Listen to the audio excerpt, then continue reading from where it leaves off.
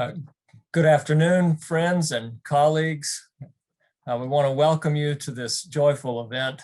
I'm Kevin Rowe, I'm the Associate Dean of the Faculty, and am delighted to open us up by saying that we are so grateful that you're all here with us to celebrate the work and the ministry of our dear colleague, Chuck Campbell.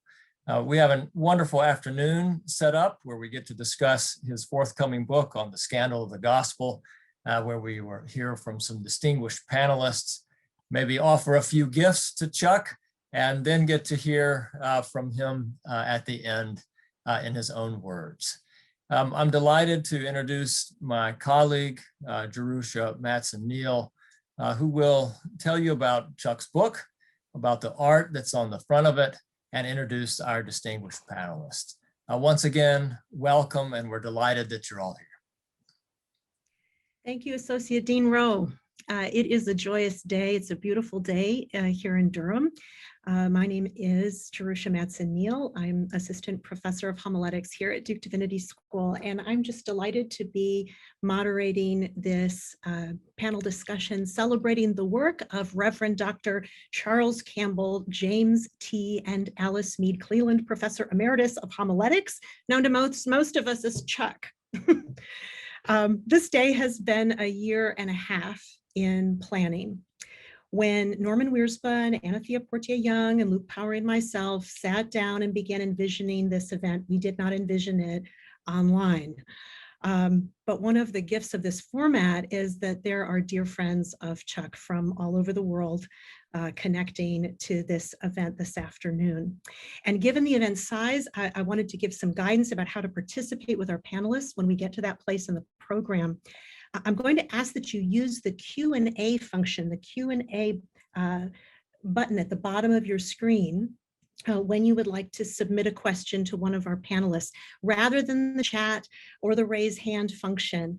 Our chat will be turned off for most of our time together, though the last 15 minutes of our program will open the chat up to use it sort of as a guest book. So you'll be able to give a note directly to Chuck and Dana and his family. For your own planning this afternoon, our panel and our discussion will go for about an hour and 15, hour and 20 minutes, and then we will have our words of appreciation and our gift presentation. We're so grateful that you're with us today. I know your presence means a great deal to Chuck and Dana and their family. So let's begin. When Preaching Jesus was published in 1997, Charles Campbell was convinced of at least two things. Homileticians and theologians had something of import to say to each other, and the apologetic, correlational, anthropocentric teaching of the church, in other words, our infatuation with human experience and persuasion, was replacing the narrative of Jesus and its particular provocative power to the church's detriment. Now, these were field-shaping claims, but like so many claims about Jesus, there was a tricky question at their center. As the gospel puts it in Jesus's words, who do you say that I am? It's a word of caution for young homileticians. If one decides to make Jesus's particularity your life's work, complications arise because Jesus has a way of disrupting the narratives we think we know and are most fond of telling. Chuck has spent his career studying those disruptions. His work on Paul's apocalyptic imagery would take him repeatedly to the catastrophe of the cross and its implications for a church complicit in the rebellion of the powers. It would take him to preaching's own co-option in the spirits of the age. But in writing The Scandal of the Gospel, Preaching and the Grotesque, Chuck's full commitment to the particularity of Jesus stands naked and unafraid. The book, based on his 2018 Lyman Beecher lectures at Yale, will be published this fall by Westminster John Knox. And it does more than critique ecclesial compromise or disrupt rhetorical posturing. It disrupts narrative itself. especially when narrative imposes false patterns on the particular flesh of a crucified God. In his turn to the grotesque, Chuck argues for more than the particularity of Jesus's story. He pays attention to the unresolved particularities of Jesus's body. He allows those particularities to unravel even our favorite shorthand summaries of gospel good news. Drawing on the categories of Mikhail Bakhtin, Chuck finds in the body of Jesus anything but a quote unquote classical body, a body of clarity, security, certainty. Instead, he finds a body in the act of becoming, full of contradictions and incongruities, a body, in the words of Candida Moss, that leaks or breathes, sweats, excretes, a body that bleeds. The cover art for the book, I want to share this with you, I think exemplifies the point. The Red Christ was painted by Lovis Corinth in 1922. 15 years later, Corinth's work would be labeled degenerate art at the infamous Nazi degenerate art exhibition of 1937. The painting brings the viewer uncomfortably close to Jesus's open sores and bruises. Note, even the structure of the cross has disappeared. Jesus seems suspended from the picture frame itself, even pushing outside the frame. His body is the focus. But it was Dana Campbell, Chuck's wife, who named for him something more, the painting's dangerous mutability. There are at least 3 faces of Jesus in the painting. One, and I hope you can see my cursor here. One face is a large face, this face with the beard and the flowing hair. Here are the eyes looking directly out to the viewer. It's often the face that people see first. But there's a second face. Look here for a minute. See these lips. And notice this eye and this eye with the nose here in the middle, a face that is upturned to a dark sun overhead. And there is even a third face, and it's hard to see in the digital image, but when one looks close, one sees that there is a small face resting on Jesus's shoulder, closer to death, blurring into Jesus's flesh. In describing the Red Christ, Chuck said this: maybe there are other hidden faces too, who knows? But the result is that Jesus's face is ever changing and elusive, always transitional, never stable. In this way, the painting represents the grotesque, not simply in the gruesome image of the crucifixion, but in the viewer's inability to ever force Jesus into a single pattern. The scandal of the gospel risks turning the preacher's eyes to the grotesque body of Jesus to speak into the environmental crisis of the 21st century, to engage post-colonial categories of hybridity, to critique the weaponized grotesque of white supremacy, even to disrupt Chuck's early work on narrative. This is big stuff. But at its heart, the book holds fast to the 2 convictions with which Chuck began. Homileticians and theologians have something of import to say to each other. And the particularity of Jesus makes all the difference in and to the world.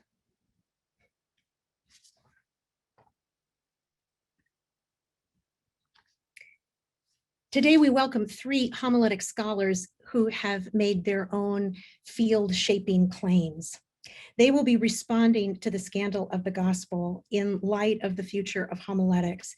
Chuck would want me to know how delighted he is that they're here and have agreed to share their insights, because each has played significant roles in his life and in his work.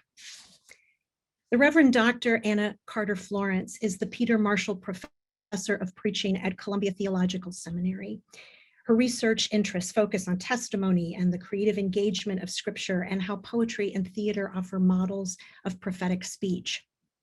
Her books, Preaching as Testimony and Rehearsing Scripture, Discovering God's Word in Community, are touchstones in homiletic syllabi and staples in preachers' bookshelves all around the world. And here at Duke, Dr. Florence is also known as the homiletician who co-taught Intro to Preaching with Chuck for years at Columbia Seminary, because he names her influence on his intro course every time he teaches it. The Reverend Dr. Marlene Ringard Lorentzen, an associate professor of practical theology at the University of Copenhagen, has also had an influential role in Chuck's scholarship. Her book, Dialogical Preaching, Bakhtin, Otherness, and Homiletics, makes repeated appearances in the Scandal of the Gospel. Dr. Lorentzen's research on dialogical forms of preaching in her year as a Duke visiting scholar in 2012 and 2013 continues to press the preaching discipline into new territory.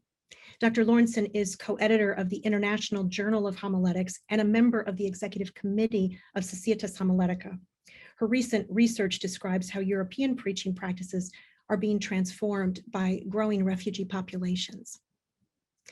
Our final panelist today is one that many at Duke know well. The Reverend Dr. Luke Powery serves as Dean of Duke Chapel. Dean Powery's research interests are located at the intersection of preaching, worship, pneumatology, and culture, particularly expressions of the African diaspora. He's co-authored numerous books, including Spirit Speech, Lament and Celebration in Preaching, Dem Dry Bones, Preaching, Death, and Hope, and co-authored a textbook for preaching, Ways of the Word, Learning to Preach for Your Time and Place. He also serves as one of the general editors of the 9-volume series Connections, a lectionary commentary for preaching and worship. And he has been a faithful colleague and friend and conversation partner for Chuck throughout his years at Duke. Thank you all for your participation. I will invite each of our panelists to present their responses to Chuck's work in the Scandal of the Gospel in light of the future of homiletics. And we'll save our questions until the end of the 3 responses. And so again, a word to our attendees: if a question should occur to you during the presentations, click that Q&A button and type it in, and we'll do our best to include it in our conversation at the end. And now, Dr. Florence, would you begin? Well, I remember the day in the spring of 1998 when I found out it was official. The trustees had voted. I was going to join the faculty of Columbia Seminary and become Chuck Campbell's colleague in extreme homiletics. That last part wasn't official. We were the only ones who called it extreme homiletics, but it's what Chuck said we were going to do. And he'd even made a mock masthead for an extreme homiletics advisory board. I think we put Oscar Peterson and Madonna on it, and Toni Morrison and Jerzy Grotowski, people who were breaking through the conventions of their own genre to explore new ones. For 10 years, I had the incredible privilege of teaching preaching with Chuck Campbell and imagining with the students what an extreme homiletic might be. And with this book, Chuck, The Scandal of the Gospel, I'm thinking about what the artist Lee Krasner said to Jackson Pollock when she saw his first strip painting. You've done it, Pollock. You've cracked it wide open. And so have you, Chuck. 30 years of teaching preaching, you've arrived at the grotesque, and you've done it. You've cracked it wide open. I don't have words to express how extraordinary I believe this book is, and in 10 minutes, I won't even come close. But in honor of our dear friend and colleague, Chuck Campbell, on the occasion of his retirement, to celebrate all that he is and has given this field of homiletics and this practice of preaching, I'd like to offer in my response some pedagogical implications. How this book, I think, cracks the teaching of preaching wide open, because it does. It's an exercise in homiletical imagination, as Chuck has said, but it will require of us pedagogical acts of imagination that go way beyond anything we may have tried or thought appropriate for a classroom. So here are 4 implications I've noticed, things to embrace or to help our students to embrace. First, it's going to take guts to teach and preach a scandalously grotesque gospel because it's going to take guts to learn and practice a rhetoric of interruption. This is not a way of speaking many of us learned in school.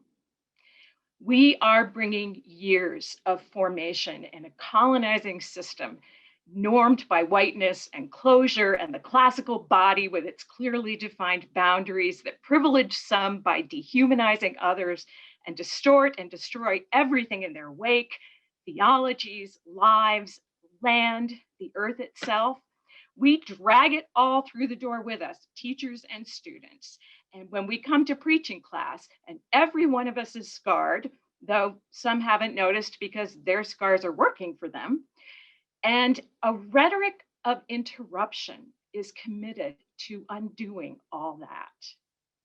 The false patterns, the closed borders, the locked hearts. But learning a rhetoric of interruption requires being interrupted, stopping mid-sentence so another person can speak, another closed idea can be invaded, another self-imposed border erased. A rhetoric of introduction is a both and way of being, resisting the weaponized grotesque and knowing that includes receiving resistance when the weapon is within us. In a classroom, this gets complicated. Learners come to be challenged, and they do not all need to be challenged by the same things. Some of them need to leave their weapons and check their weapons at the door. They don't all need to be interrupted by the same thing. So how do we create safe and effective learning spaces for them to practice a rhetoric of interruption particularly without endangering or demanding more of minoritized students? And how do we facilitate learning that won't come at someone else's expense or by telling someone else's story? I think to envision the kind of preachers who can practice the rhetoric of interruption that Chuck describes and that Arundhati Roy envisions, undoing verbal or bureaucratically inflicted erasure of human beings, to do that, we're going to need a lot of practice in workshop environments with a lot of feedback and a lot of interruptions and being interrupted. This book, I think, gives us great metaphorical language for that in a way that's going to be helpful to our students. Second, enter the grotto and look for Jesus. This is another pedagogical implication, I think, and a powerful metaphor that our students are going to resonate with. The place to look for Jesus, the word made grotesque, is down in the grottos. And this is going to mean something different for each person.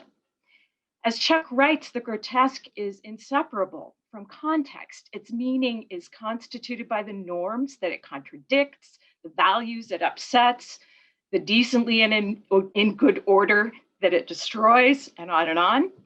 To preach a scandalously grotesque gospel, each student is going to have to discern where the grotesque they need to explore is most likely to be for them and their community. And they'll have had some practice with this rhetoric of interruption, we hope, and of being interrupted. They may be in a better position to do some of that. This is probably going to mean, or this probably would mean, I hope it will mean, a rehaul of traditional contextual education as seminaries do it. Students are going to have to design their own grotto placements or grotesque internships. We can help them do that. And Chuck's work with dislocated exegesis, or located and now very aware of it, exegesis, it's an extension of this. It's a concrete practice they can take with them. The grotto is where all those other homiletical skills come into play: listening, paying attention, describing, storytelling, dialogue.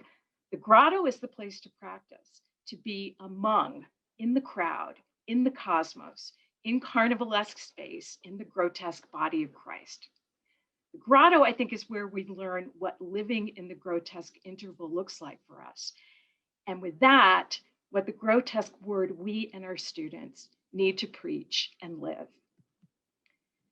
The third thing I'd like to point out, pedagogical implication, or maybe a call, is to embrace the hybridity.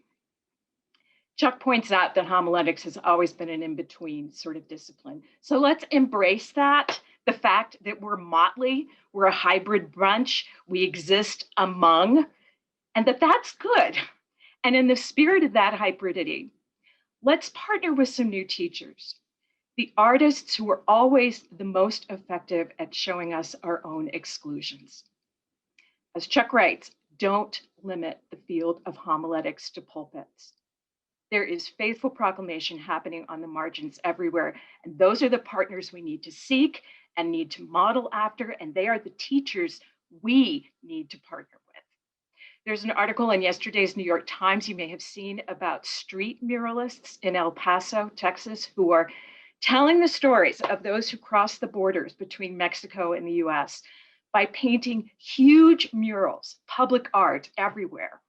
They paint the names, the bodies, the symbols, the sources of strength, the depths of pain experienced by people with real names, real histories, real prayers to the brown mother of exiles who is the only one who listens. And those are the artists we preachers need to learn from to preach a scandalously grotesque gospel. Or Carrie Mae Weems, or Simone Lee, or Julie Buffalo Head, or this whole new generation of African-American painters who are reinventing portraiture like Jordan Castile and Amy Sherrill and Kehinde Wiley.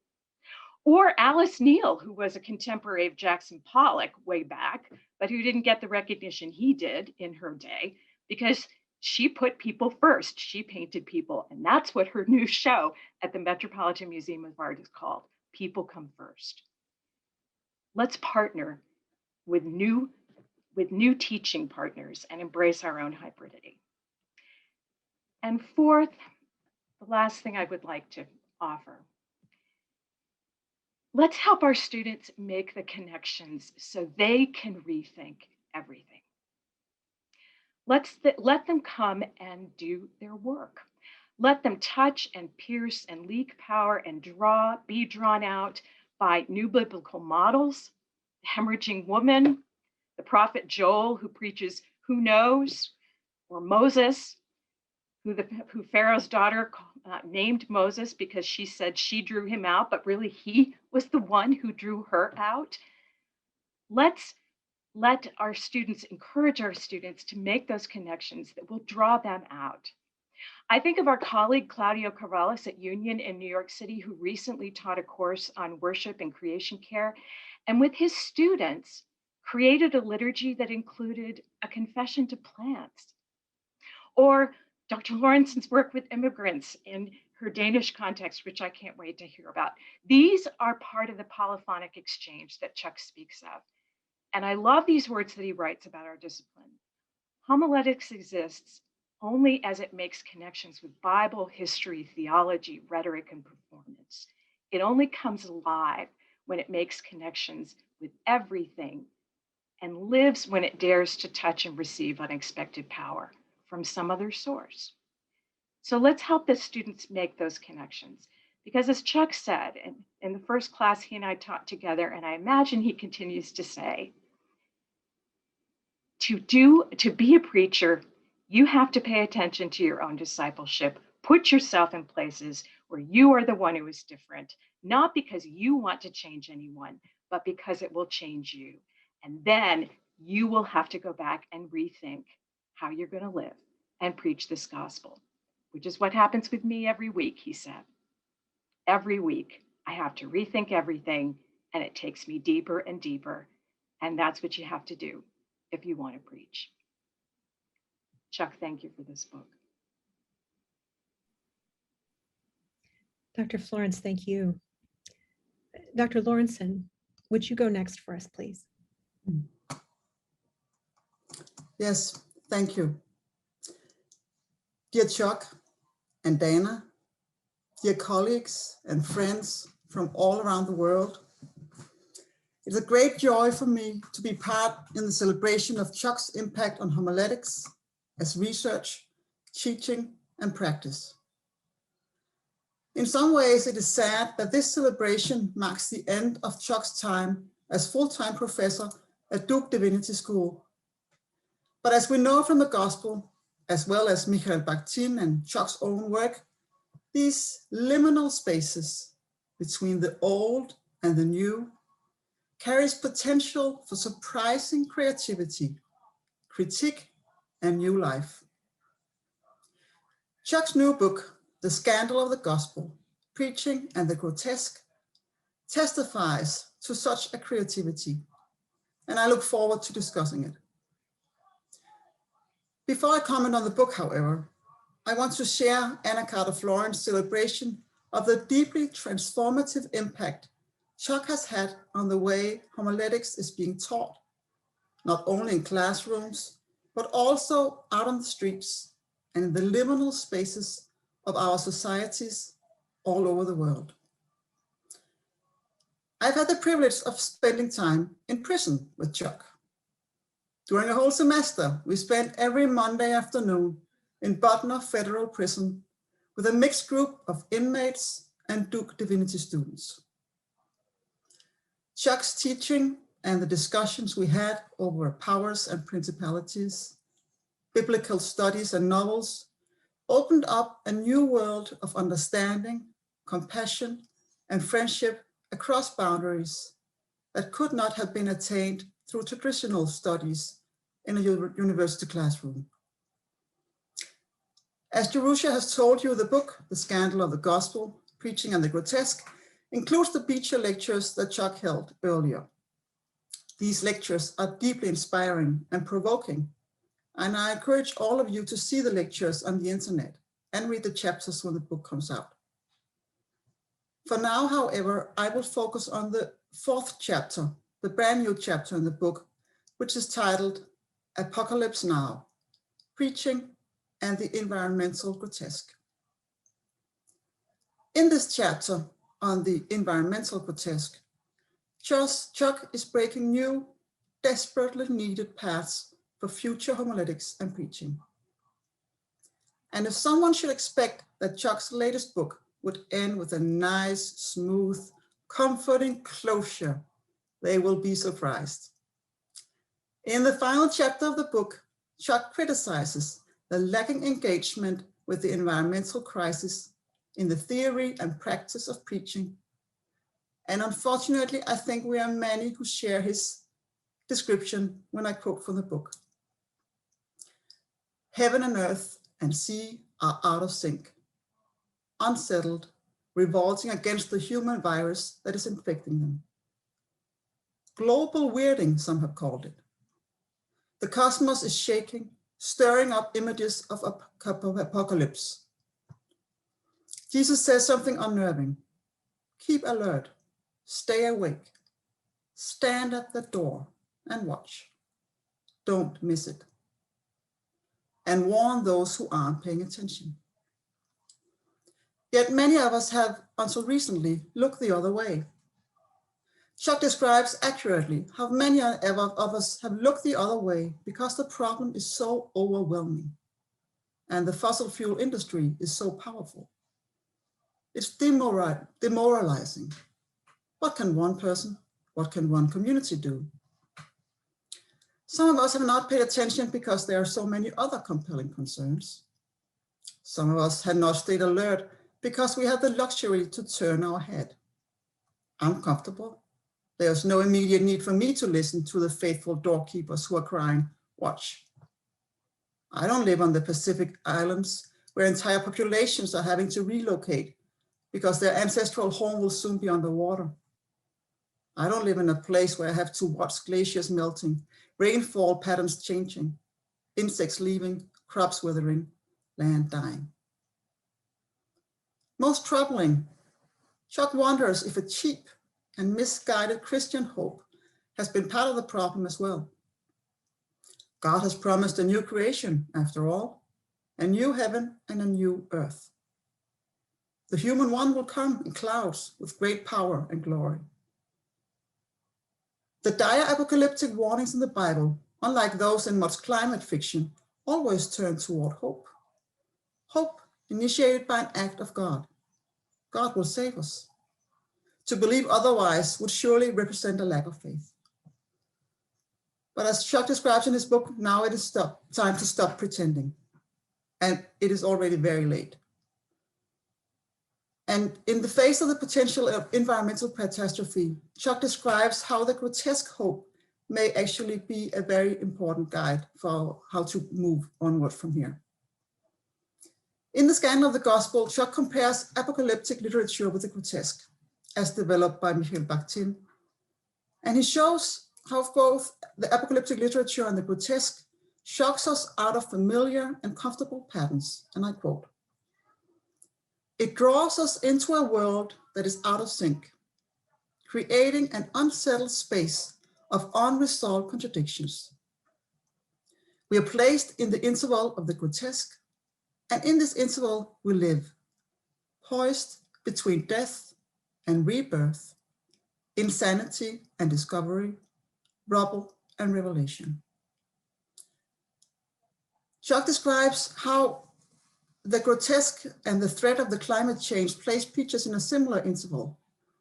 We cannot rely on our old comfortable homiletical patterns in order to get through this crisis, preaching like the planet finds itself in a crisis.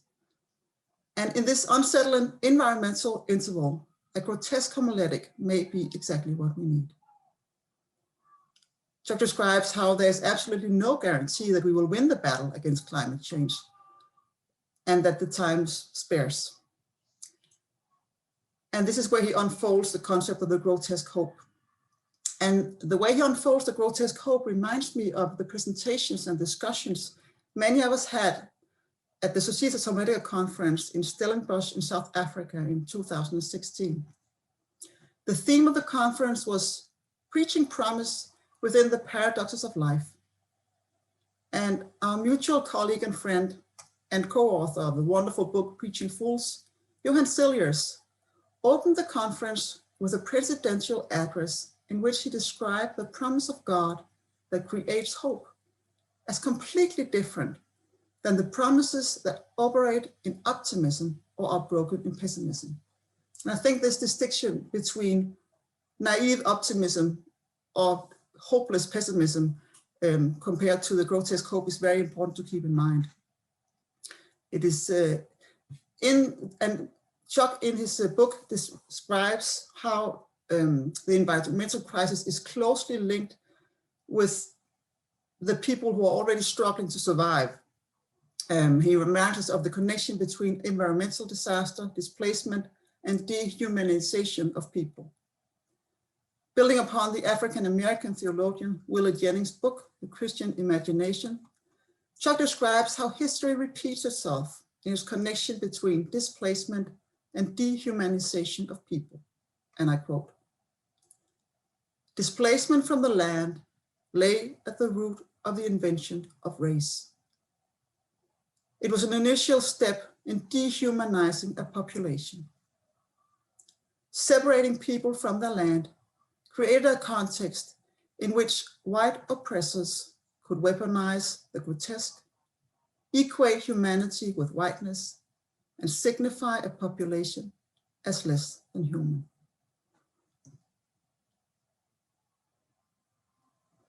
And such analysis as conducted by Jennings and Campbell emphasize how the climate crisis enforces traditional hierarchies of industrial versus developing countries, hierarchies between North and South. We're still struggling or ignoring how to address racism from the pulpit. And this only adds to the problem of how to preach on the environmental crisis. And again, this link between the environmental crisis and the displacement of people and people who are, when their land is taken away and their identity is taken away and race is the only thing that stands back, reminds me also of the studies I have been doing and the dialogues I've been having with refugees from Iran, Iraq, and Afghanistan who have come to Denmark, and how they have described a paradoxical, grotesque hope in the promise of God, in spite of lived reality of being refugees living underground, some of them having drowned in the Mediterranean. These young people, primarily of Muslim background, have described a faith and a hope that transcends all realistic expectations. Having been forced to live underground due to rejection of their application for asylum, these people have found strength in God as they gave up on everything else. And this is something that I think we can learn from in preaching, something that those of us who are comfortable in our own, having our own ground, our soil, our own countries, can be reminded of what the Christian hope is really like. Yet preaching a grotesque hope will be quite troubling to many of us. And Chuck claims that this approach to hope will mean giving up neat homiletical patterns that move simplistically from disruption to ultimate resolution of hope. It will mean living in the grotesque interval of unresolved contradictions between the old and the new age. It will mean risking the familiar anathema of works righteousness by affirming that action must generate hope. But the current crisis, like the gospel itself, challenges our comfortable patterns and calls forth radical and disturbing new approaches to preaching. And I will end my presentation by quoting from Chuck's description of the grotesque body of Christ. Chuck writes, Jesus' grotesque body actually welcomes into itself the entire cosmos, not just human beings. Jesus lives in solidarity with all creatures. He accompanies all of creation in his life, death, and resurrection. Paradoxically, Jesus' grotesque human body actually decenters the human, reminding us that redemption is not simply a human concern, but encompasses all creatures, the entire cosmos. Jesus' crucified, grotesque body suffers the consequences of environmental catastrophe along with the earth. And his resurrected body, likewise, holds promise for all of creation. And on that note, I think we have reason to hold on to a grotesque hope in the future of homiletics, as well as a new heaven and a new earth. Thank you, Chuck. And thank you, Dr. Lawrenson. And now, Dean Powery, would you give your reflection, please? Sure. Let me just echo my gratitude to Jerusha and Anna and Marlena for this time with them on this panel, for this special day for a special person. What an honor it is to respond to such a provocative, imaginative, and generative work. Again, we see why the Reverend Dr. Charles L. Campbell, the James T. and Alice Mead Cleland Professor Emeritus of Homiletics, is one of the most liberative homileticians of our time, freeing us from easy closed-off answers and pulpit cliches, while emboldening us to confront the dehumanizing powers that loom in the world, the academy, and the church. This new work is another expression of a word before the powers. I could go in many directions in light of Chuck's stimulating provisional proposal, but for today, let me lift up how I think this particular work nudges the field of homiletics towards what might be called a homiletic of humanization. First, although Chuck doesn't explicitly name the spirit in this work, underneath what he calls the perilous paradoxicality and cacophony of incongruity among diversity that is the grotesque is a rich pneumatology. I mean, maybe unknowingly, this work challenges the field of homiletics to deepen and broaden its pneumatological horizons. To speak of carnival, as Chuck does, and a word that dwells among us, and a gospel that is not the possession of any of us, gestures toward the rambunctious carnival that is the day of Pentecost in Acts 2. There we see the power, the dunamis, the dynamite of God exploding in sound, fire, and wind, interestingly, the non-human, through the tongues, bodies, and particular ethnicities of the human world house of God. Dynamite cannot be controlled, just as the wind blows where it wills, celestially and terrestrially. Dynamite, dunamis, power is not tidy and clean. God's dynamite power creates multiplicity and heterogeneity simultaneously. By no means is this biblical scene a revelation of closure. Rather, it's an open portal to an expansive future with God. And just like the resurrection can cause existential tremors and ecstasy, at Pentecost, there's amazement and bewilderment, which is a tensive expression of the grotesque. It is unsettling, ambiguous, and disorienting, which is why some think they are drunk. This is the carnival of God, enfleshed among creation. It is a pneumatological kenosis into human beings that is the theological foundation for a homiletic of humanization. The Spirit embraces all tongues, all bodies, all ethnicities, all people for the purpose of the proclamation of God. So for me, this turn to the Spirit is a turn to the human in all of our diversities and particularities, and what one scholar, Chuck Notes, calls discombobulating juxtapositions. This is where the Spirit dwells, as another scene in Acts 19 reveals. In that story, some disciples from Ephesus come to Paul and say they hadn't even heard of the Holy Spirit. So he lays hands on them to receive the Spirit. And when he does, the Spirit comes upon them and they speak in tongues and prophesy. That is, there is the gift of both unintelligibility, the tongues, and comprehensibility, the prophesied. This hybrid relationality of the Spirit, understanding and not understanding, is a sign of the grotesque and affirms what might appear to be a discombobulating both and experience without collapsing one into another and by holding on to this creative tension.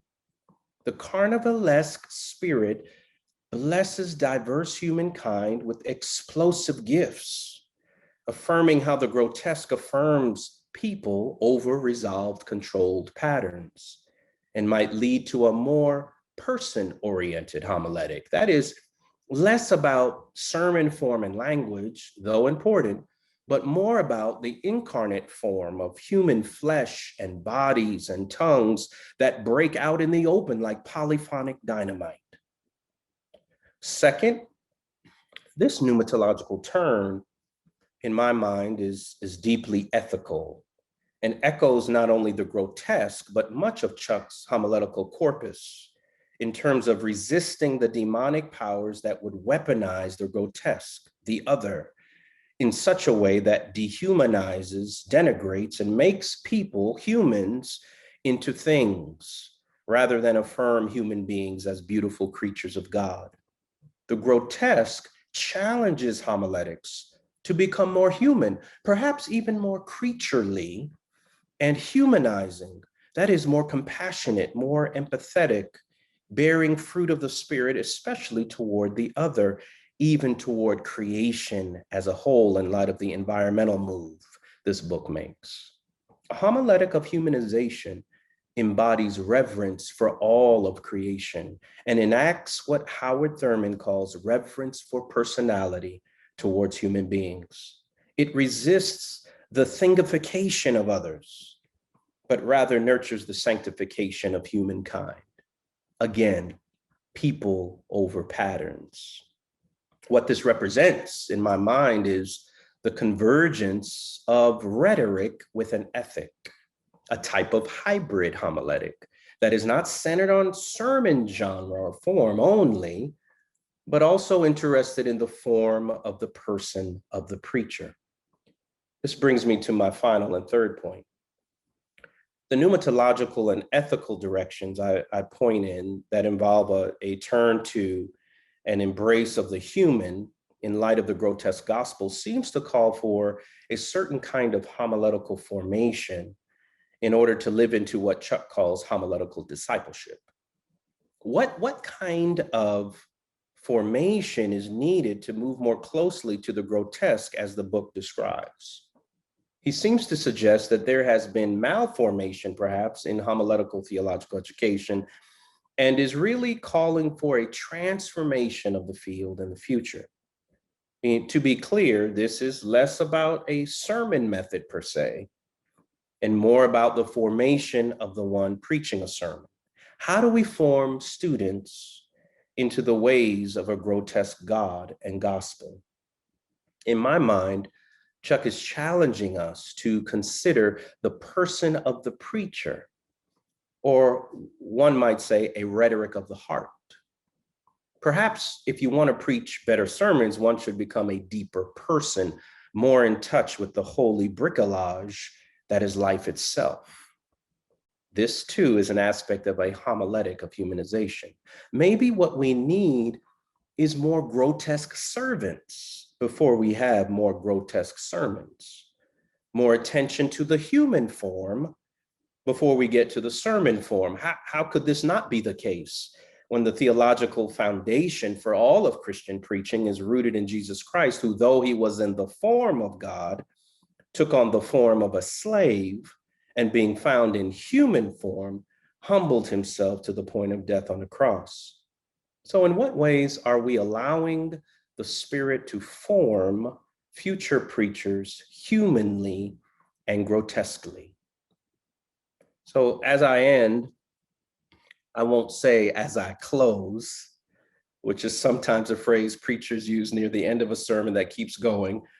But I won't say as I close, because the grotesque is anti-closure. I don't want to close a sermon or even close this response, but I want it to remain open, like an empty, open tomb, in order to receive a future that I've never imagined, but can grow into with you as a community of learning pilgrims as we walk the path of an incarnate carnival faith together. So thank you, Chuck, once again, for such an open, thought-provoking heart and work. And thank you for being such a generous colleague who leads us to the borderlands of creation where Jesus, the grotesque God, can be found. Amen. Thank you. Thank you, Dean Powery. And thank you to each of our panelists. You've given us rich ground to begin this conversation with. I'll say to our attendees, if this has got you thinking, this would be a good time to begin to type a question in the Q&A. Though I have some questions to get us started today. There are ways in which Chuck's work in this book resonates with homiletical projects of the past that give theological significance to form, but it does it in a radically different way.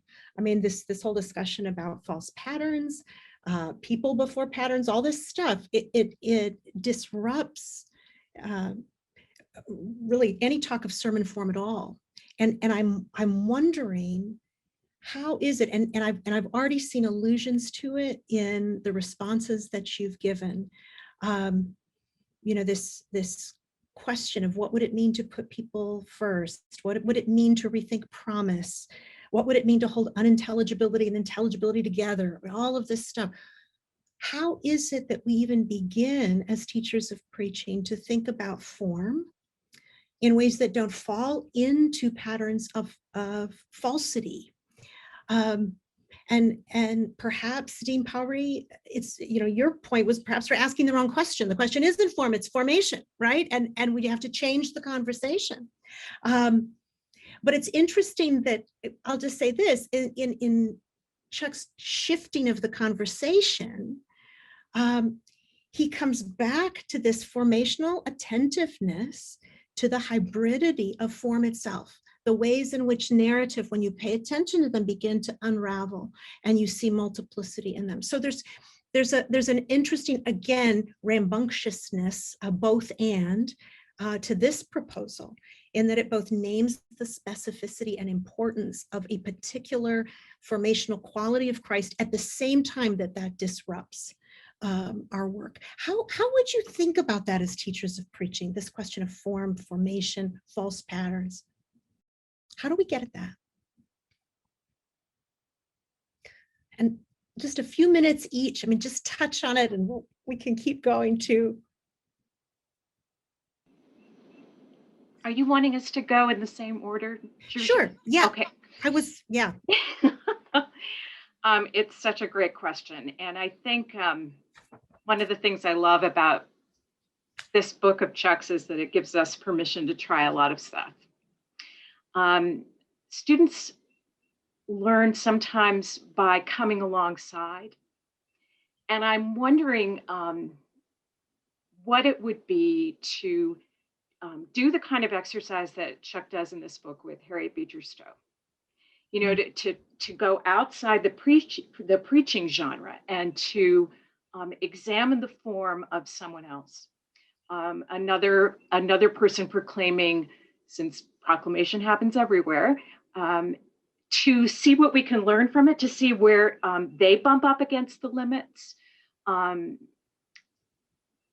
and try to discern what that may say about the forms we need to begin to experiment with, according to the grotesque gospel that we need to speak, and the resisting of the weaponizing grotesque that we need to do in our own particularity.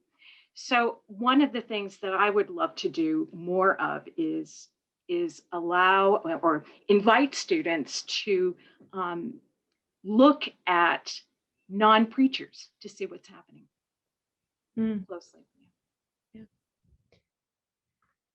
I appreciated your naming of artists and all of these questions are not just within the bounds of the pulpit. They are being pressed in genres far and wide. Thank you. Marlena, do you have any thoughts to add on this question? Yes, I think Luke is very accurate in his description of how we need to think more in lines of preacher formation rather than sermon formation, that it really starts with the preacher.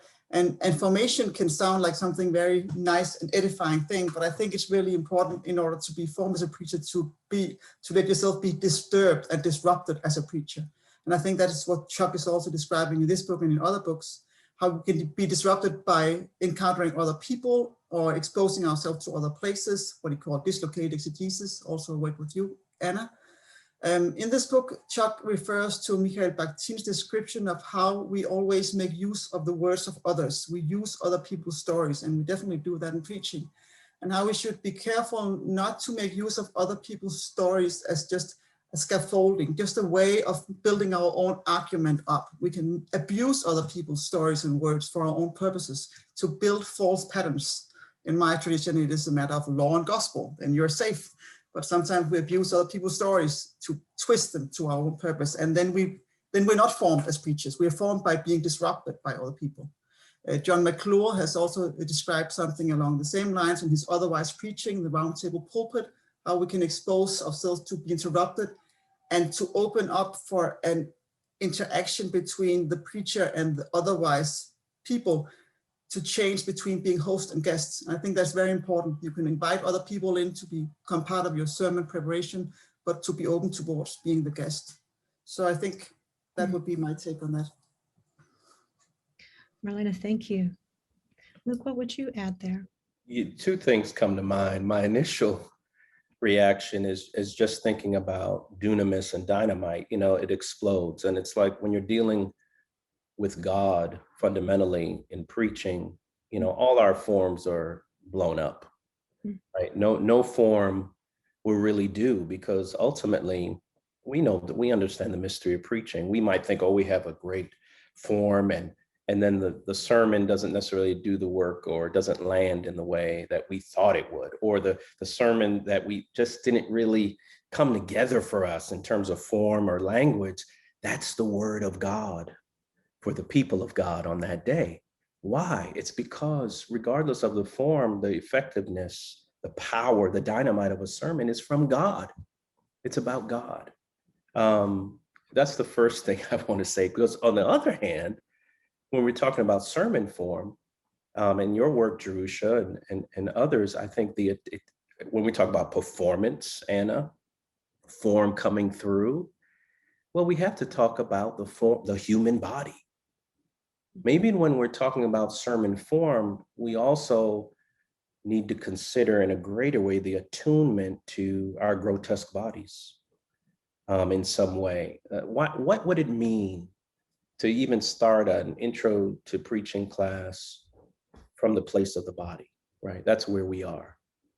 Or taking it Christologically, what would it mean for its preaching or theological education if you take seriously that Jesus and the form of God took on the form of a slave in human form? What would that mean? So I think the form of the body becomes a significant exploration, I think, in light of this work and what that means for the thread through, as we teach preaching and learn preaching, where's the bodily forms in this throughout, not just 1 week conversation per se, but as a thread through the whole incarnational act of preaching. Dean Powery, one thing that struck me is, particularly in your opening sort of response, and it echoed actually through all of our respondents, is the ways in which this work doesn't just press the homiletic classroom, but really presses the way we think about theological education. And I hear in each of the proposals that you raise, yes, ways we talk about the teaching of preaching differently, but also this sense that homiletics might have something important at this juncture, this liminal time in theological education, this between time space when so much is changing, to begin to rethink how it is we think about formation generally, across the board. What is it we're really trying to develop in those that proclaim gospel? That's a question I'm going to take with me. I've wondered for a while if homiletics actually, because of its integrative, kind of messy character, actually has some wisdom to bring to the table in this particular time. That's a real question for me. A question came in our Q&A, and I want to lift it up because it's interesting, and Chuck actually speaks to it directly in the book. It comes from a colleague of mine, Warren Smith, and Warren goes back in time, and he is remembering Chuck's first job talk here at Duke when he talked about the Holy Fool. And he is wondering about the relationship between this book on the grotesque and Chuck's work on the Holy Fool. And I wondered if you all had any insight on that, or you wanted to speak to that to a certain degree.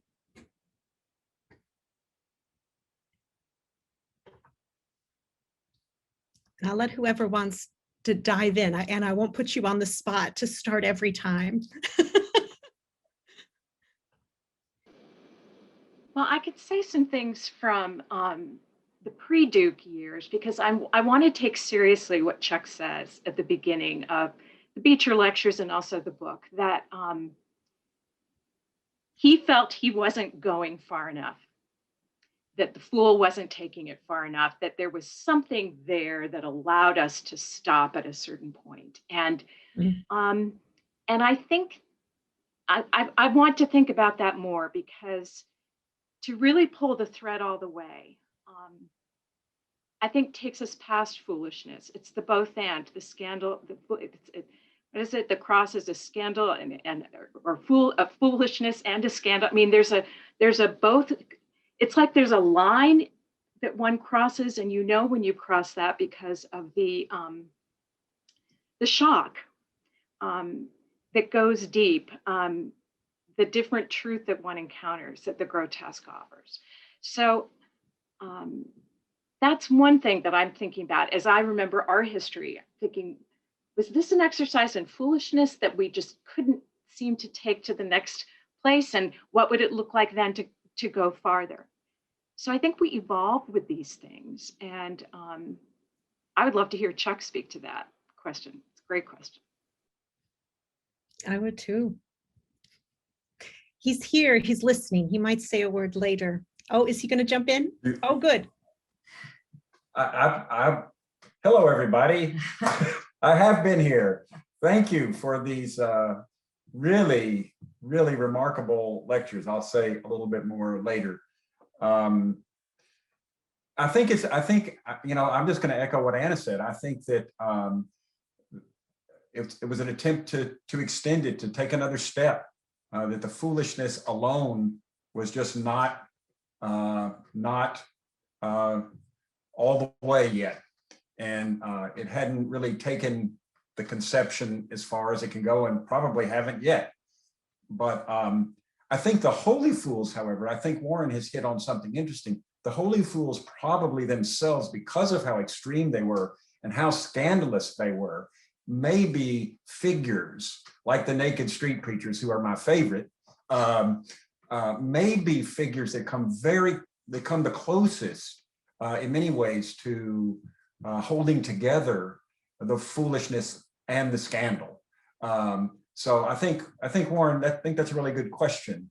And I think focusing on the holy fools rather than foolishness takes you pretty close to a very scandalous, grotesque, incongruous gospel. I mean, we could spend a lot of time talking about the holy fools. I actually have a section a bit of a section about the holy fools in the book. So that's a really good insight, Warren. I'll disappear again. Thank you. Thank you for your gracious appearance.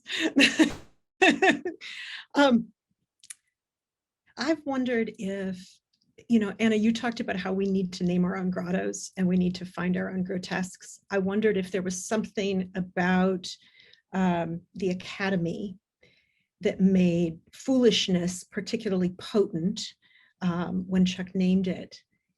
And yet there is this expansion of a lens outside of, we're not just going to talk about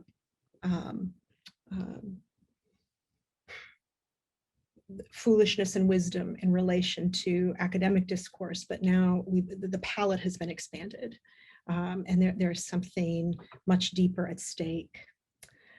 We have another question here I'll lift up from Kyle Brooks. The lean into the grotesque as homiletical method and theory causes me to wonder, for whom is this disruptive? What does this mean for persons whose embodiment and practices in this world have always and already been considered grotesque? This is a really important question, and Chuck deals with this in his work. Or disruptive in light of normative conceptions of the human. If the gospel itself is a scandalous, grotesque reality, it seems that when it is taken up and preached by those already identified as otherwise agents, a kind of doubling occurs, a subversion of subversion.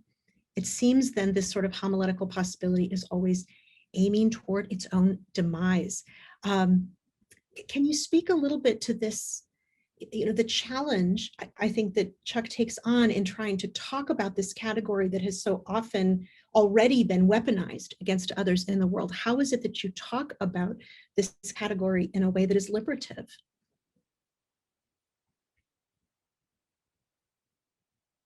Who would like to start?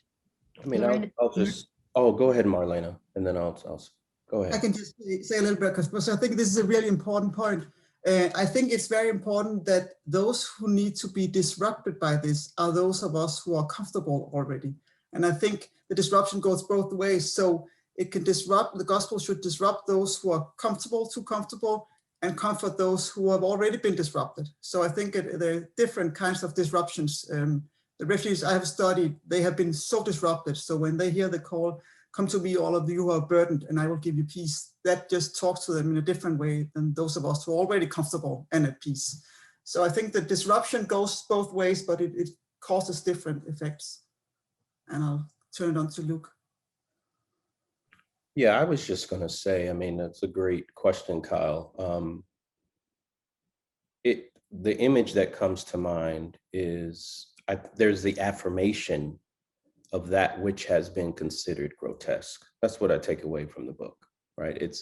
The book is resisting the weaponization of the grotesque against and otherizing those Blackness as an example, you know, and so what I find is the deep affirmation. It may not be a disruption, but it's an affirmation. That's why pneumatology is so important for me. Bodies that have been deemed other, that have been deemed non-being, historically, we're talking about the African diaspora, are affirmed as are possessed in some ways by the spirit, as vessels, beautiful, affirmed as human beings. And I think the grotesque is an affirmation of that which has been considered grotesque. Black bodies in particular, get more specifically. And so you have this wonderful fusion even of James Cone's The Cross and the Lynching Tree. So when you see the grotesque Christ, historically, you might be seeing Black people's lynched on trees, right? There's this, but it's an affirmation. There's tension through all of these things, but there's I take away an affirmation, not a disruption per se. And depending on your perspective and where you're coming from, history and all of that, I think there's something fruitful that I think that's at work, that's at play in here. Definitely generative, as you can see from today. And I think the affirmation of the grotesque body of Christ is an affirmation of all bodies that have been lynched, hung, on death row, you know, executed, all that has been deemed other, even environment. There's the affirmation of God. But it's the paradox, because there you have God lifted up, even in the artwork, without the cross, but in a cruciform, you know, layout, cruciform, maybe that's something to do with formation too, form. But it's this coronation that is connected to the crucifixion. I mean, so there's this paradox, I think, through it, which is a grotesque manifestation that we see. Anyway, I'll stop there. I mean, it's an interesting question and observation that we will keep, I'm sure, discussing. That's right, Dean Parry, absolutely. And there's a significant section of the book that takes its time with this very question. So thank you for it. It's really important. Dr. Lawrenson, I wonder if you might start with this next question that's come. It's about the dialogical nature of preaching. And there's something about that dialogical nature of preaching that implies that the preacher is not in complete control, that there is a sense in which the preacher is also shaped in the moment by the one in whom one is in dialogue with. And so the question comes, how is it that we use the disruption of the grotesque and this polyphonic hope within the boundaries of preaching in communities in which we're trying to be dialogical and really listen to our people? Do you have some thoughts on that? That's a great question. Yeah, and how I think about that right now I'm just sort of taking my own pulse. It's different than how I think I would have answered it last year after the experience that we've all had. And in the US, it's been multiple pandemics, not just a COVID-19 pandemic. But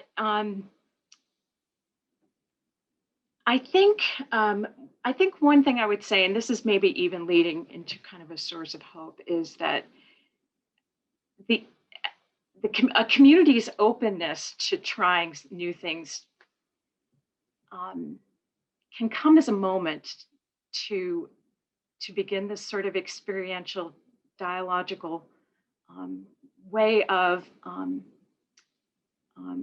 speaking of God together. I think the disruptions that COVID in particular just put on everybody's worshiping life has created this very interesting kind of a readiness for and a leaning on one another to see how we as preachers and the people that were that are part of our faith communities, and then the people out there somewhere in the digital world that we don't even know may be there, how we are all speaking about coming together to speak about God at this very remarkable moment in history.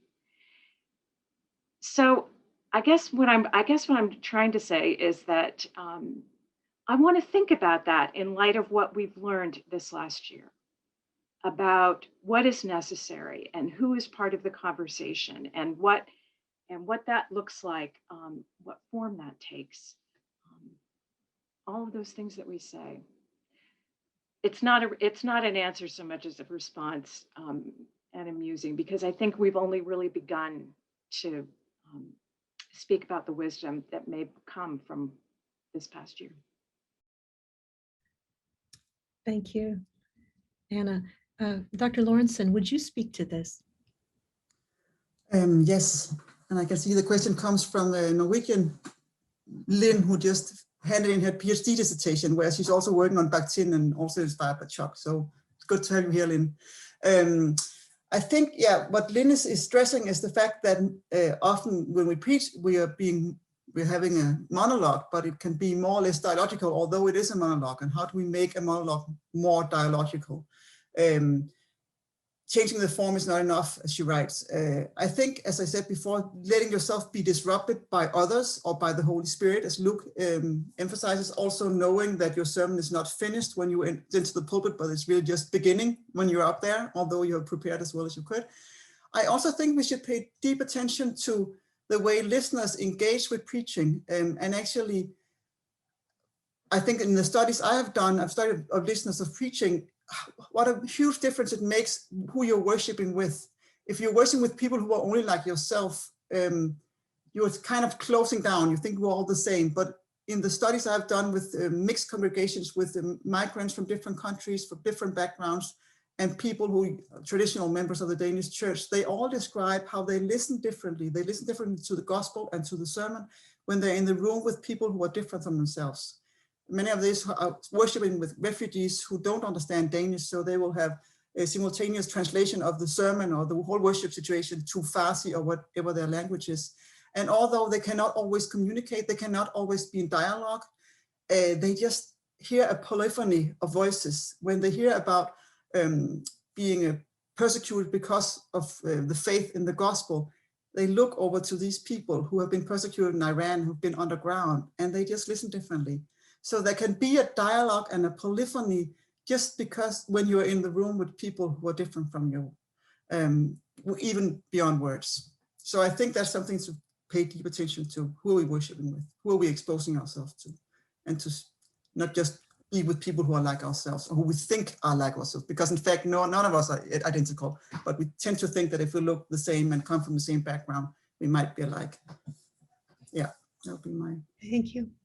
And I hear echoes in that response too, Luke, of your discussion of Acts 2 as well. So it's really beautiful.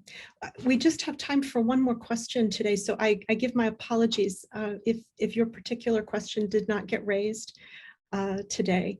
But this is a big picture question, and we've been circling around it. It comes from a former student of Chuck's who just describes, Anna, what you described, this liminal space of this last year, the transition of the academy and theological formation, the pandemic, you know, all this reveals about grotesqueness of our own bodies. And then this question comes, this sort of longing question from preachers who are really wanting a way forward in this time. What about this book and Chuck's ever-present challenge to the powers and principalities? What do they offer to our theological and homiletical imaginations that can help us emerge with an intimacy to the grotesque that can equip us for the challenge of the next age? There's a lot of really big resonant clauses in that question. But I think the question at the heart of it is there something here? What here equips us for what is coming? Do you have a thought on that?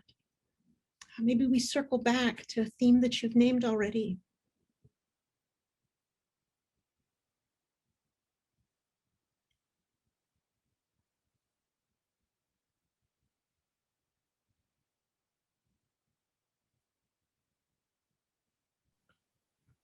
As you can tell from our silence, maybe that's the answer in many ways.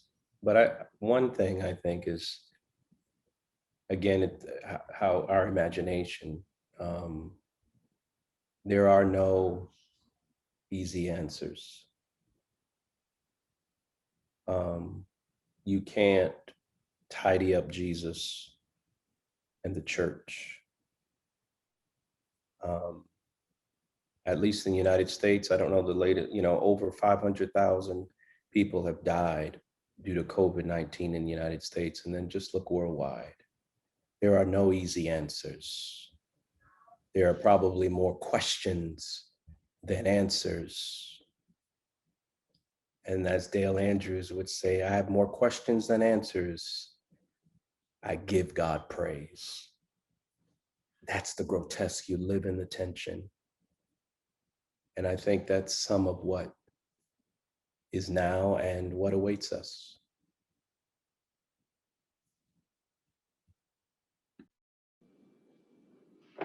That's beautifully put. And I can say one thing that I take from the book is a kind of courage, or maybe a relief, that naming, the naming of this liminal space, where this in between, the sense of the patterns are not holding. We can't work with the same ones anymore. This book for me has been a freeing experience to read, liberating in many ways, terrifying in others, but inviting us to imagine that, like the prophet Joel, we are at a moment where our praise to God, our response from God, to be open to, to be preaching a who knows, maybe God will, living in that place of hope that isn't, even when all signs of hope are not present. There's something freeing about Chuck having finally said it.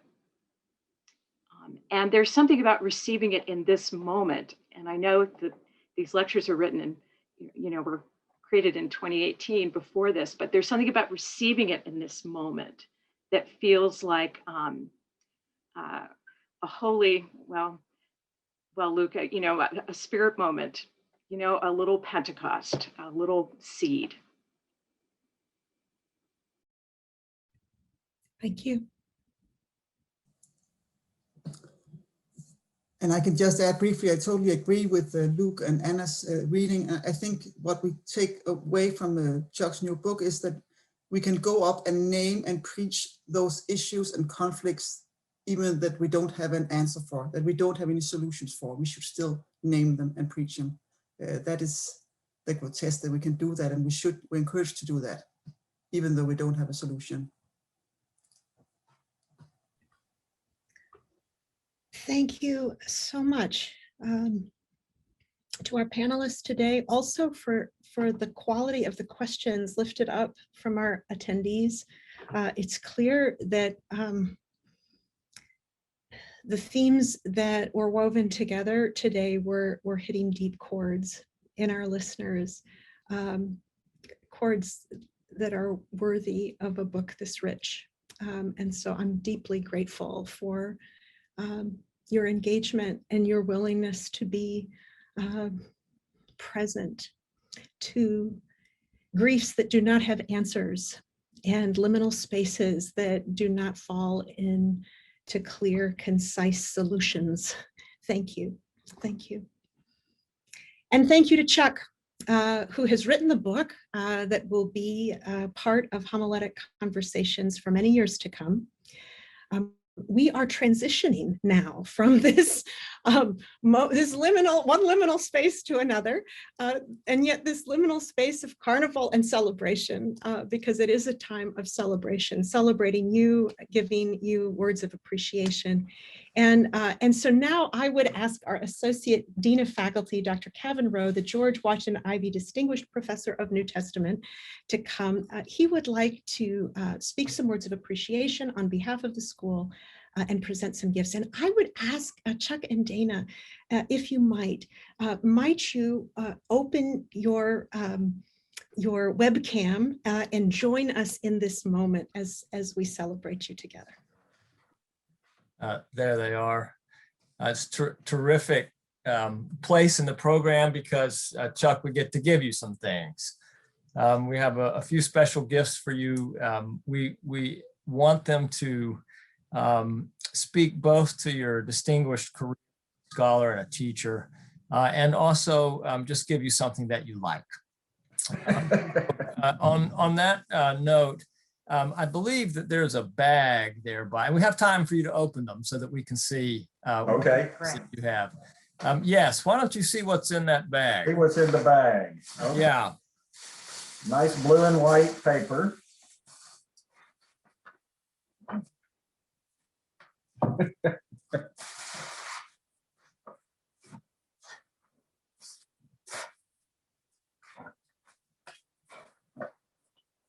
cheers. Aha. That gives us a hint, Chuck. Yes, I'm going to tell you. Beer. That's right. I didn't really, there's two of these. I didn't realize Duke made beer glasses, but they make everything else, so why not? So thank you. This is, Yeah. they're actually really beautiful glasses, really, really nice glasses. Well, I'm so glad you like the glasses, Chuck, but the other part of that gift is a subscription to craft beer. So Oh, you're wow. going to get the beer that goes into the glasses, and that comes with them. We couldn't pour that in the bag, of course, but I believe Fantastic. that, you don't have to wait. There it is. Yeah, you don't There have it to wait is. long before your first one. Maybe Okay. at 4:15 or something. You know, we had to discover whether we could actually give you beer or not. You know, we didn't want to have just beer, you know, the divinity school, and then here's your gift, beer. But there was luckily a textual tradition in the bottom of the critical apparatus of John 2 that told us that Jesus did, in fact, make some beer on one occasion. So we had the Sure. warrant that we needed. Okay, so that's the gift that you like, we hope. And the second gift is something that is meant to say that on the one hand, you are so recognized and well-known and appreciated not only by your students and your faculty, but in the world of homiletics. And on the other, that you don't act like that you know that. And so you might need reminding of the significance of your work and of what it is that has helped so many of us to think through the task of preaching and the theological contours that go with that. So why don't you open that up and Okay. what that is.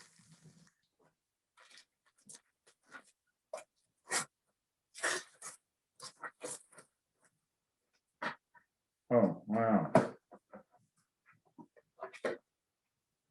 Oh, my goodness. Thank you so much. Oh, that's fantastic.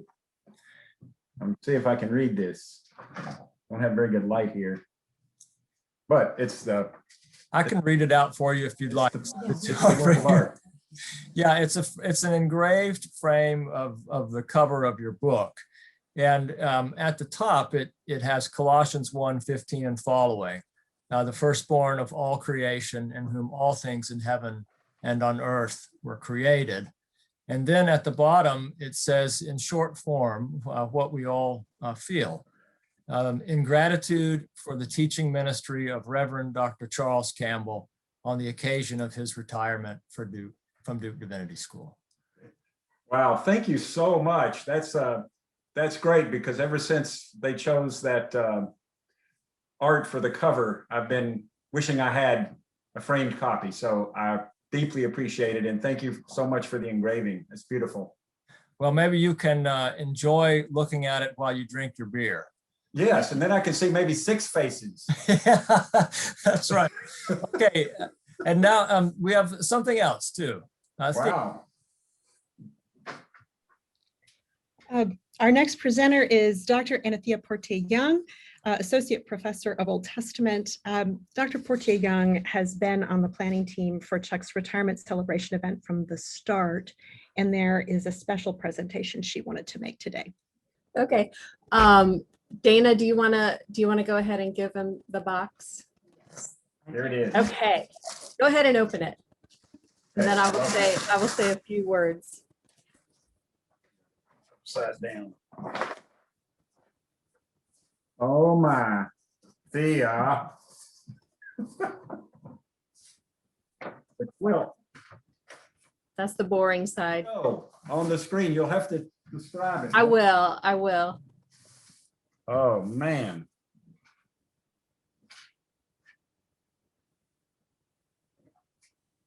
Let's see. Here. Okay. Okay. Yeah. You don't have to keep holding it up. Tell you what, I'll do a screen share of a photo. Oh, Okay. good, good. That's great. I can do that. Gorgeous. Okay, so I began making Oh, this wow. quilt in secret in the spring of 2019, Chuck, when you and I last taught our course Preaching from the Old Testament. And this was also when Chuck told me he was planning to retire. And in my mind, Chuck is eternally youthful. So I was really not anticipating this grievous news. I kind of struggled to accept it, but making a quilt gave me a chance to process, to get myself on board with Chuck's arguably very reasonable plan. And it gave me a chance to stitch my prayers for Chuck and Dana into this gift. Now, last spring at the start of the pandemic, Chuck, you may realize that I snuck a picture of this particular quilt into the slideshow for the lecture I gave for your class, The Homiletic Imagination. And that was an occasion when Chuck took up the question posed by Danielle McCrae, can a quilt be a sermon? And if this quilt is a sermon, hear in it a psalm of thanksgiving. And I pray that it reminds you that you have been a mediator of grace in my life through your teaching and witness, your laughter, and your friendship.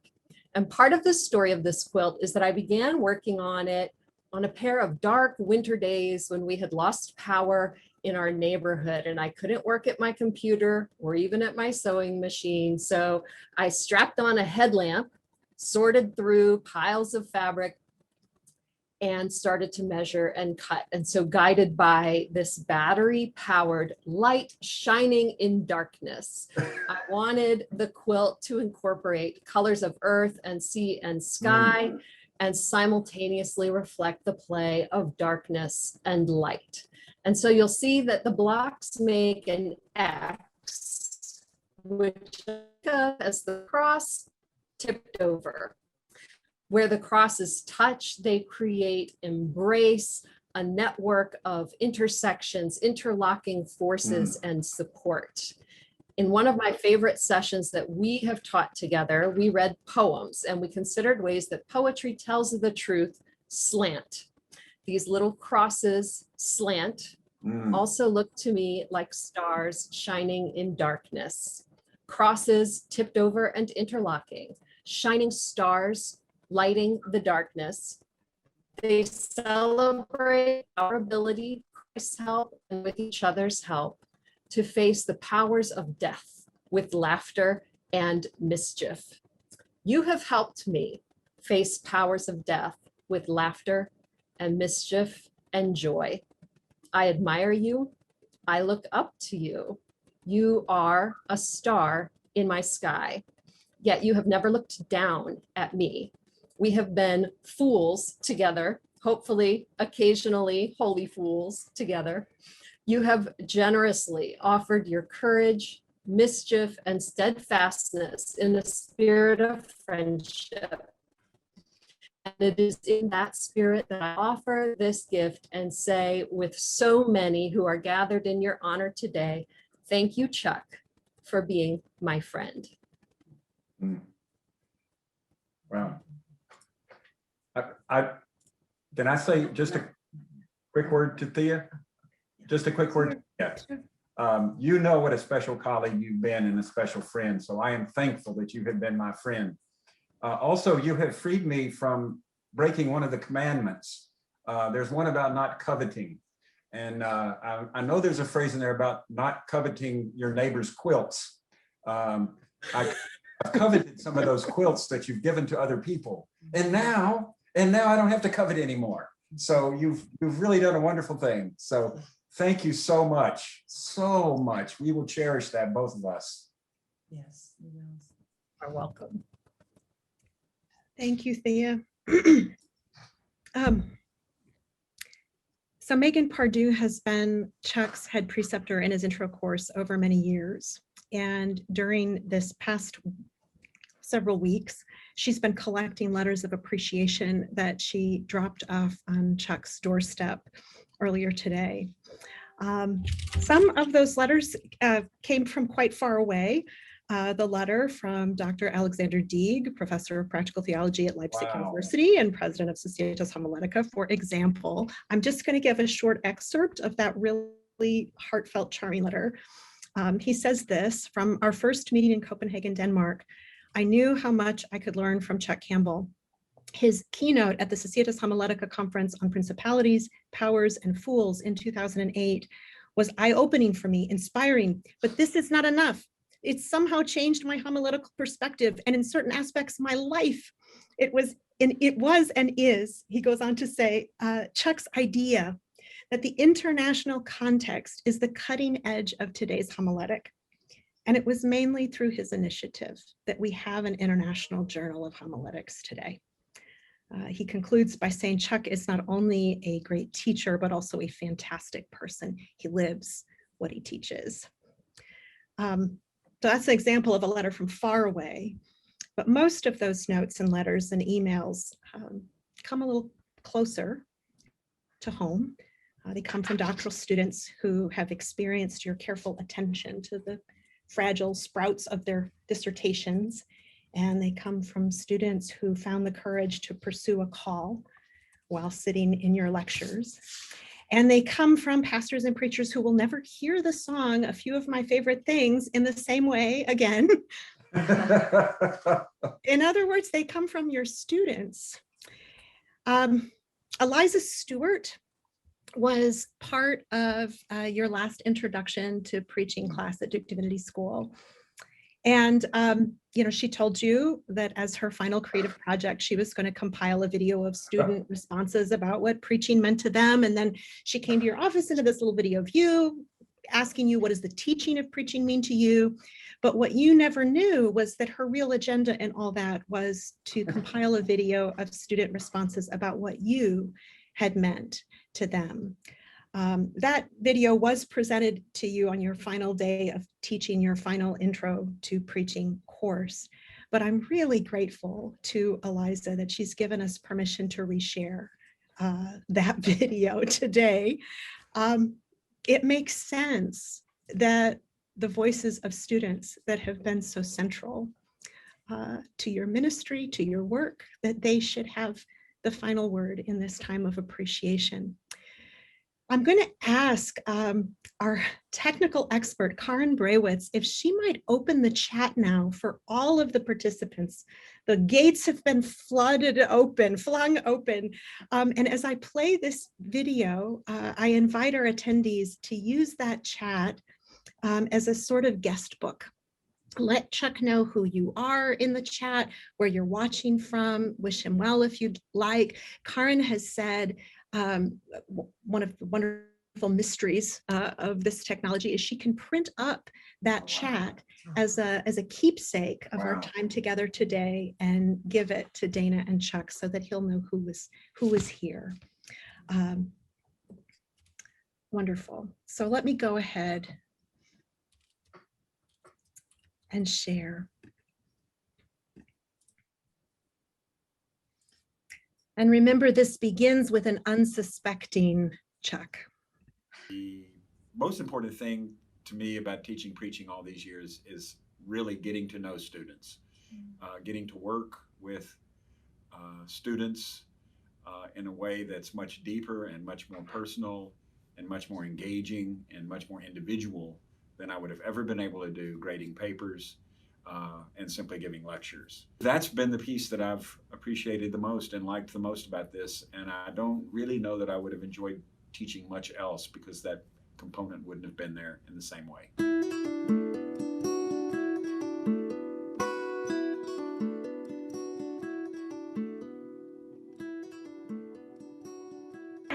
Dr. Campbell, I love you. We love you. We're gonna miss you a lot. I think one of the biggest things I appreciate is you making space for us to kind of be angry with the way things are and to take that holy rage and bring it to the pulpit for something liberating and freeing. Chuck's intro to preaching class was probably one of my favorite classes that I took while I was here at Duke. Chuck gave me permission to be me in the pulpit. I grew up in a tradition where women were not allowed in the pulpit. And when I got into Chuck's class, he told me I belonged there. Been incredible, and I'm so grateful for you encouraging me to step out of my comfort zone and helping me to find my voice again, and also telling me not to preach with my mouth full. That was good too. Dr. Campbell has been a inspiration to make it seem like preaching isn't just, what I've seen in the past. It's not just, getting up and saying, oh, do good things. It's so much more than that. He talks about how preaching can be a change for good, which is just so inspiring for me. Dr. Campbell to me has been a great representation of someone who's a great preacher who's passing the torch to a new generation of preachers, that he both has this incredible wisdom on how to preach great sermons, but is also really open to our own creativity and finding our own voices, that he doesn't want to make just little Dr. Campbells, but that he wants us to become our own kind of preacher. Chuck Campbell taught me how to be comfortable in this space, in a pulpit in front of a congregation and speaking the scripture and the true gospels of God. Hi Chuck, I just want to say thank you so much for an awesome semester. I'm sad that you're going, but I'm happy that you're getting the rest that you need. I really appreciate your willingness to just pour into us, to affirm us, and just your willingness to answer any and all questions. If I'm going to sit in a class for hours, I'm so happy that I got to sit in your class for hours. Hey Chuck, it has been an honor and a pleasure to be in your class and to learn from you. Your enthusiasm and your passion and your care for preaching and for us, your students, is unmistakable. Dr. Campbell, you have so much energy and passion for preaching, and it has truly given me a new energy of my own and passion of my own for preaching that I thought that I would never, ever have. I love the way that you dance around when you lecture. Yeah, I think just that energy that you bring is so inspiring to us all. Chuck's preaching class has given me the ability to be vulnerable behind the pulpit and be willing to say things that I think I was afraid to say before. And I'm really glad to have that encouragement and peace of mind to be cool behind the pulpit. Chuck Campbell is awesome. He's given me confidence to get into the pulpit and preach about such topics of importance as ecology and the environment. And he just brings his imagination, his excitement into all of his classes, and he's going to be greatly missed, but we're so excited that he gets to retire and enjoy life. Chuck, Thanks for believing in me when I couldn't even believe in myself, and for actually embodying all of this light and this passion that preaching's all about. I appreciate you so much, and I know I'm definitely better because of you. Chuck, have a beer, relax, enjoy your retirement. I'm so thankful to have gotten to learn from you and to grow from you, and I will take the lessons that we've learned this semester with me wherever I go. Hey Chuck, just wanted to say thank you so much for preaching this year. You are incredible. You have brought so much life and vibrancy to preaching and so much creativity and encouraging us to take risk, because it's important, and it's going to be important for those that are investing in our lives and the communities that we're going to be a part of and that we're going to be investing in. I was a little bit bitter about taking preaching because I'm on a deacon track and I thought I would never need it, but Chuck is the reason why I know that I'm called to preach. And Chuck, thank you for giving me permission to ask really difficult questions of the Bible, and for that to be a starting point of preaching. I'm so grateful to have had the privilege of being taught by him this semester. He has been so just incredibly supportive of everyone. We know that he really wants all of us to succeed as preachers, and really affirms all of our callings to ministry, and will work with all of our individual talents, even if they look really different, to mold us into something that's really incredible for the body of Christ. Dr. Campbell, this class has meant so much to me. You mean so much to me. Thank you so much for teaching us not just how to preach, but to be preachers. Duke Divinity is not going to be the same without you. We love you so much. Chuck, it has been so wonderful to have had these years to celebrate the blessed foolishness of preaching with you. But I'm even more grateful for the ways that you have formed me as a teacher and as a colleague.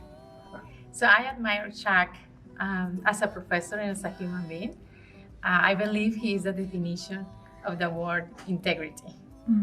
I have learned so many things from him, but two things that are very valuable to me is to love and genuinely care for the students. And the second one is to pay attention.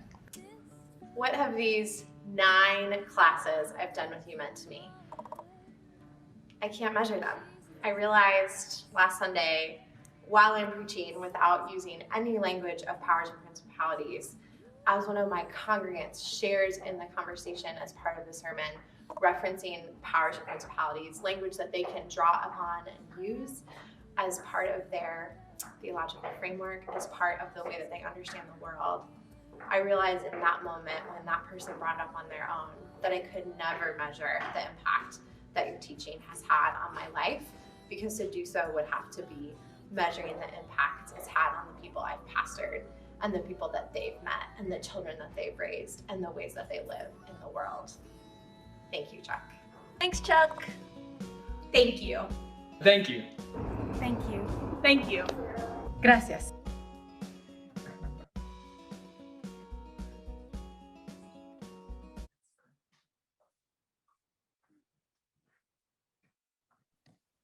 Thank you.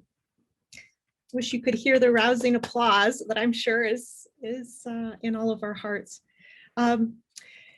Chuck is going to close us out today. He does get the actual last word, and so Chuck, I turn it over to you. I'll just try to keep it together is what I'll have to do. So that video, which I've seen several times, gets to me every time. I appreciate that so much. And thanks to Megan for getting together all the notes. Thank you again, Thea. Thanks, Kevin, and all of you who worked to plan this event. I think it's actually, as I was watching the chats come in, it's actually a wonderful thing that it's online. I was seeing friends from all over, my close friends from Sweden and Denmark and Germany, and that wouldn't have been possible in another format. So I think there's something very valuable here. And I want to thank, again, the whole committee, but especially Jerusha, for all the work that went in. And I know it has been a busy and awkward time for all of you who are teaching. I've got a number of thank yous that I want to say. It's been 30 years, so there's a lot of people to thank. I want to especially thank the panelists. Anna, who is my sister in extreme homiletics, and I'm still not always sure where her work ends and mine begins, because we worked so closely for so many years at Columbia, and we just sort of, we lived next door to each other. Our offices were next door to each other, and we team taught every year. So you get very close to know somebody and their homiletical thinking very well. Luke, who I've done more brainstorming with in recent years than we can imagine, often over beers. We get more ideas than we can keep up with when we're together. And then Marlena, who I have probably collaborated with as much as anybody over the last decade, and whose work on Bakhtin has influenced me. Obviously, you'll see when you read the book, influenced me enormously. You're seeing today, I want to say this, you see today why I can retire in peace, because you see the quality of the scholars who are leading the field now. And that's a wonderful thing to know. You've seen them today. And so I don't worry about retiring, because they're going to move things forward, as you heard. I want to thank my family, Dana, who's right here, especially. We've been married 44 years. That's been a challenge for her, I know. But her love and support and teamwork has been obviously essential. She's also really good theologically. She grew up Lutheran, and I mean, those Lutherans learn some theology, so I have to be on my toes. And she's also a professional editor. I strongly recommend marriage to a professional editor if you are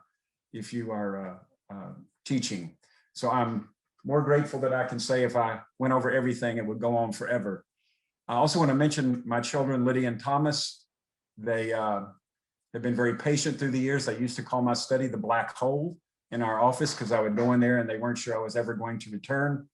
But I'm grateful for their love and now their challenging questions. I also today have to recognize my 90-year-old mother who is watching.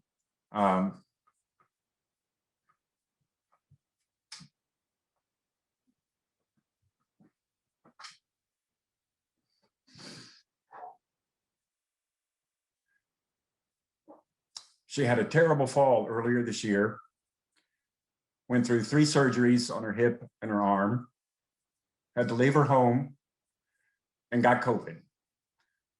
And she had to go through all of this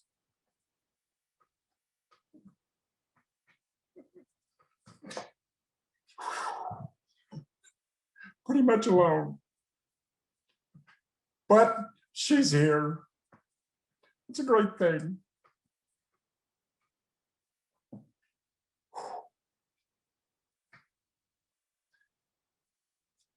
Okay, my sister Pam, who's helping her with the technology. My mother cannot do this herself, but my sister can finally go see her. So that's a great thing. And my brother Phil, who's also been there in Arkansas with them. Also my late father, who along with my mother, nurtured me in the faith from the day I was born. And I'm grateful for that. I wouldn't be here without that. I have to also mention faculty colleagues. I can't mention them all by name, but the colleagues at Duke who have been remarkable, all my colleagues at Columbia, my colleagues in the guilds, Academy of Homiletics and Societas Homiletica. And I have to say, and I'm really glad to see so many of them here through the chats, a special thanks for the generous hospitality and the friendship of so many colleagues I've been fortunate to work with all around the world. And Dana also wants me to thank you for the way you have welcomed her at the many events we have attended together. And I'm glad that Luke was here representing Duke, and Anna representing Columbia, and Marlena representing all of these international colleagues that have been so important. There's a really exciting conversation going on internationally in homiletics, as Alexander Deeg mentioned in his letter. And I can't say how much my work has been enriched by all the conversations I've had with these amazing homileticians. In particular, I want to just mention two people. I have to mention Christine Parton Burkett, who's a part of the homiletics faculty, who teaches speech, a legend in her own time for all the work that she has done through the years. And also a very special thanks to Rick Lisher. He's been a mentor, friend, a brother, a colleague for over 30 years. And without his support and encouragement at some really critical times in my life, I wouldn't have been teaching preaching at all, much less teaching at Duke. And of course, Jerusha, special thanks to her, not only for preparing the event today, but for the wonderful colleague she's been over the last few years. Just a few more. The administration and especially the staff here at Duke. People used to ask me, what's the best part about being at Duke? And I would say the mail room, because you can actually go and get pens there and paper there and things happen there, it works. But I'm very grateful to all of the staff in particular, their commitment to theological education, their kindness, their expertise, their helpfulness. They have enabled me, like they enable all of us on the faculty, to really to do our work and focus there. And we don't say thank you enough. So I want to say a very large thank you to them. And especially, although he's not there anymore, to Reed Criswell. The homiletics program over the time I was there depended so much on his work that I have to say a special thanks to him. Also the preceptors. Preaching classes depend on good preceptors. And I have been blessed with some really wonderful preceptors. They've helped to shape my classes. They've pushed me to try new things, to cover new material. Chuck, you need to focus a lot more on the environment, please. Okay, I will. Help me do it. And they would do it. My courses were always better because of them. And finally, as I said in the video, and I really meant it, I wasn't kidding, the students. It is not easy being a student in the preaching class. It can be really scary at times. But the students have always kept me alive. They've kept me growing year after year in new ways. They've challenged me time and again with their insights, their creativity, their vulnerability, their risk-taking. The students is why we're all here. And the students have taught me more than I can say, and I'm deeply grateful. If I've left anybody else, I'll just say a blanket thank you to everybody who has been a part of my life and shaped and contributed to my life and my work over the past 30 years. I am deeply and profoundly grateful. Now I'm going to close with some words. It won't surprise many of you, from William Stringfellow. I often close my classes with these words, and many of you have heard them more than once. Some of you may have heard them a dozen times, but I'm going to say them again because I go back to them time and time again as I've taught, and even now in retirement. Stringfellow says this: in the face of death, live humanly. In the middle of chaos, celebrate the word. Amidst babble, speak the truth. Confront the noise and verbiage and falsehood of death with the truth and potency and efficacy of the word of God. Know the word, teach the word, nurture the word, preach the word, defend the word, incarnate the word, do the word, live the word. And more than that, in the word of God, expose death and all death's works and wiles, rebuke lies, cast out demons, exorcise, cleanse the possessed, raise those who are dead in mind and conscience. Thank you again, everybody, and thanks be to God. It's been a blessed journey.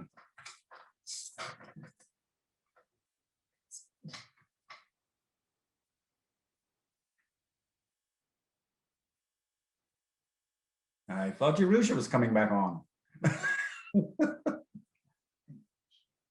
There she is. I think we're all a little teary. Go in peace, everyone. Thank you for being here today. And congratulations, Chuck. You are loved. Thanks to everybody. You're loved.